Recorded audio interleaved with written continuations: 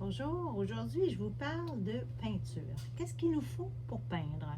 Qu'est-ce qu'il nous faut pour peindre à l'acrylique? Évidemment, il nous faut de la peinture, ça veut dire le médium en soi qui est de l'acrylique si on choisit et qu'on va parler de ça aujourd'hui. L'acrylique, c'est un médium plastique, donc de l'acrylique, qui est mélangé avec du pigment, la couleur. Il y a différentes qualités de base plastique, mais dans l'ensemble, c'est pas mal toute la même base. Okay? Ce qui va varier, c'est la qualité du pigment. Est-ce que le pigment va être plus intense, de meilleure qualité, ce qui fait que les couleurs vont être plus vives ou moins vives? Est-ce que la base acrylique va être épaisse, qu'on appelle de la heavy body? Si on regarde ici, donc heavy body.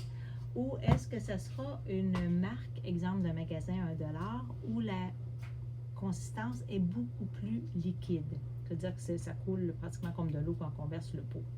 Qu'est-ce qui fait la différence d'un ou l'autre?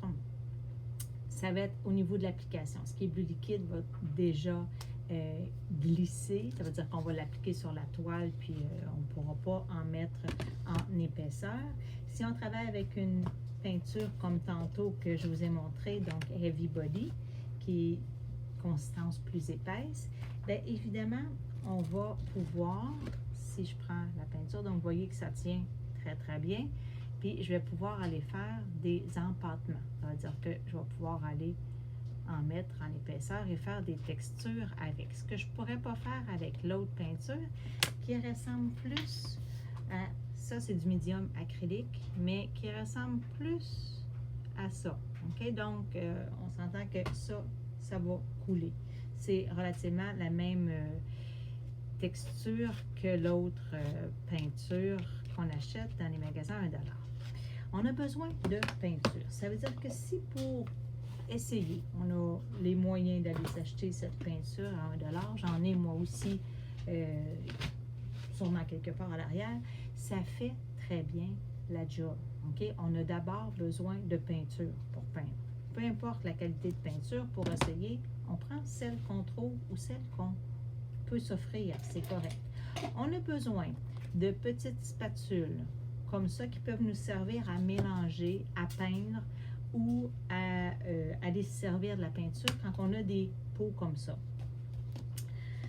Ça, magasin $1, les petites spatules, ça fait très bien l'affaire, c'est parfait. Les pinceaux aussi, si vous n'avez pas beaucoup de sous, les pinceaux au magasin $, il y en a qui, j'en ai pour l'école, qui fonctionnent très très bien. Si on les entretient, on les lave, il y en a qui sont faits solides. Peut-être qu'ils vont durer un peu moins longtemps. Il y en a qui perdent les poils, mais ça arrive avec certains autres pinceaux qu'on va acheter dans les magasins d'art, par exemple, aussi. Peut-être plus rarement, mais ça peut arriver.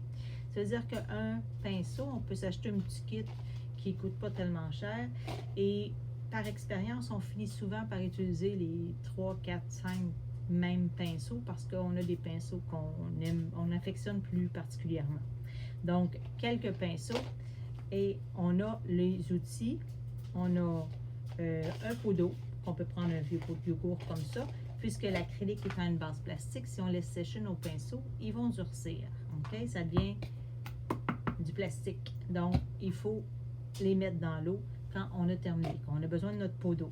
On a besoin de support qui peut être des papiers qu'on achète, des palettes de papier mix média qui nous permettent de peindre dessus. Ils sont assez épais pour ne pas onduler avec l'humidité du médium. On peut s'acheter des petites toiles comme ça au magasin de l'art dans une boutique d'art qui, évidemment, sont faites peut-être ici au lieu d'être faites à l'extérieur et très très loin.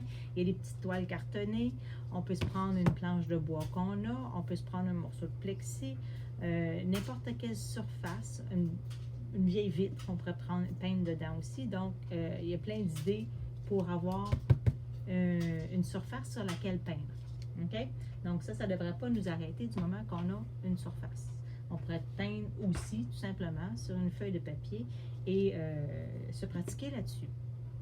On a besoin d'une palette. La palette va nous servir à mélanger les couleurs ou à appliquer nos couleurs. Moi, je ne recommande pas qu'on achète des palettes de papier ciré qu'on enlève et qu'on nettoie à chaque fois. Ça fait beaucoup, beaucoup de pollution. Vous prenez un vieux cabaret, vous prenez une vieille assiette. Moi, j'ai une vieille planche ici de plexiglas que j'utilise depuis des années. Une vieille planche de bois. Un petit morceau qu'on traîne. OK, on peut toujours, là, quelque chose, une surface solide sur laquelle on va servir les couleurs et qu'on va faire nos mélanges. Personnellement, comme vous voyez, je ne la lave pas.